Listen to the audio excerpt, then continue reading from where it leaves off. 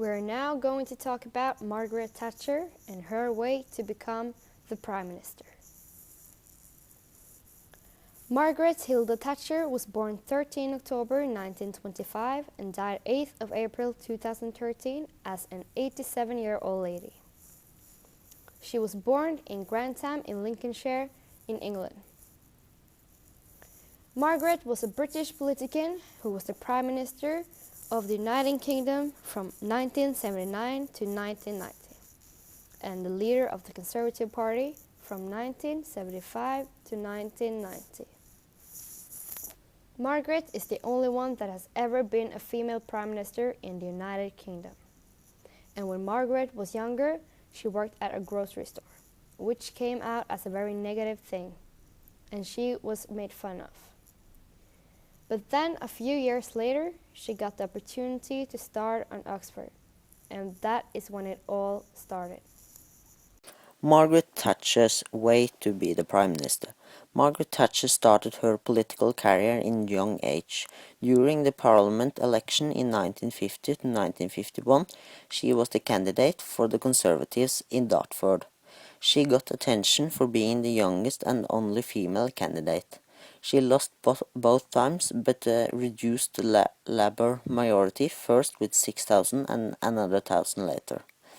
In the period from 1959 to 1970, she was a member of the Parliament. During the time she was a part of the Parliament, she came with a lot of different proposals. Like in the first speech to the Parliament, she talked about the local authorities must hold their conceal meeting in public. When the Conservatives lost the election in 1964, she became the person that talked about what the Conservatives meant about living and properties. She meant that they who had a public house should have the opportunity to get their house private. In 1970, the Conservatives won the election and Margaret Thatcher became the Education Secretary and Cabinet Minister.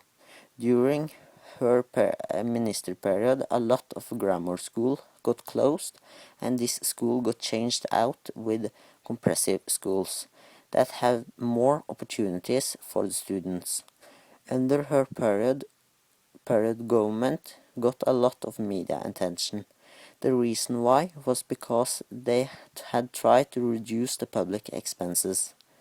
To cut expenses with school, she reduced free school milk for all students and reduced it so just students between 7 and 11 got free milk.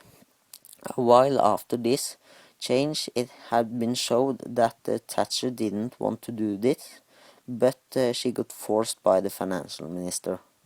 In the period from 1975 to 1979, she was the leader of the opposition, and this did later, so she got a prime minister for UK.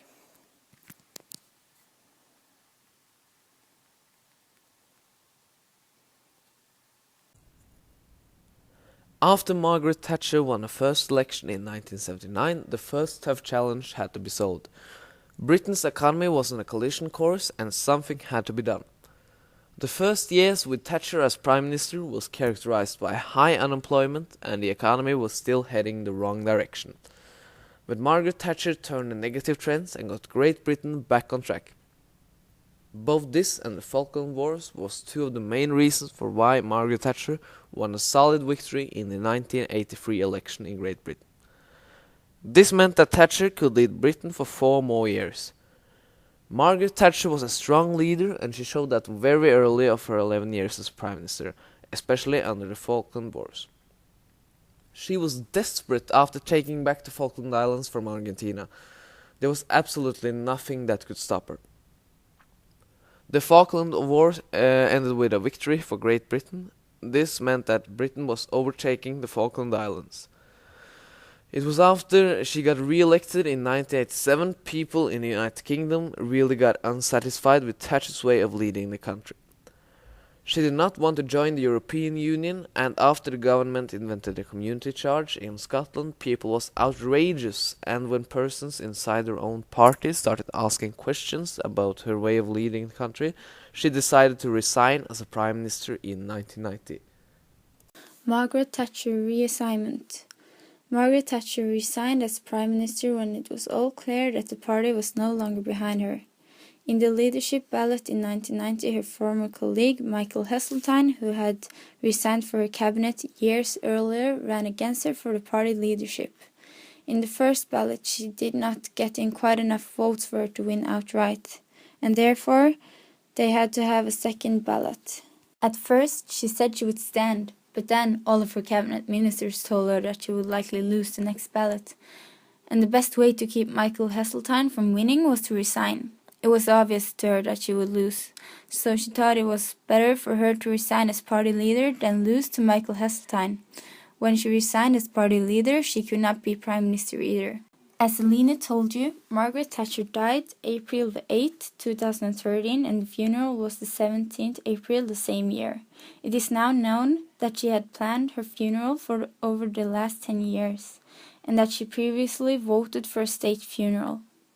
Instead, with her and her family's agreement, she received a ceremonial funeral, included military honours, a guard of honour, and a church service at St. Paul's Cathedral in London. Thatcher's body was cremated after the funeral, in accordance with her wishes. She had some strong wishes of which religious texts and hymns were going to be read in the funeral, and who were going to read them. Among them was her 19-year-old granddaughter, Amanda Margaret Thatcher. She was also planning which flowers the funeral were going to be decorated with, and which hymns were going to be played.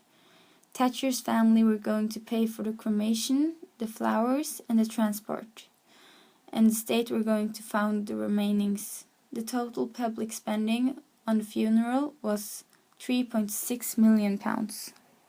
The sources I have used for my part of the presentation is BBC, Wikipedia, Aftenposten, and The Iron Lady.